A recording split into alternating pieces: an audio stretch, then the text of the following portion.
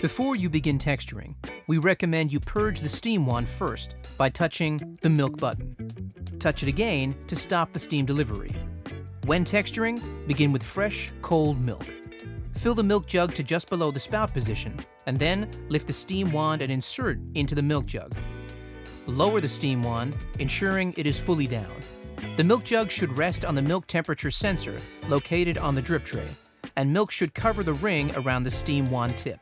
The toggling LED under the milk button will show you whether you've placed the milk jug correctly. To start, touch the milk button.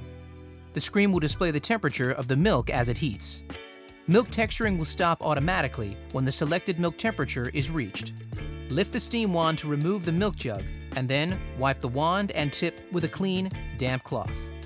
Then lower the steam wand to a downward position to activate automatic purging.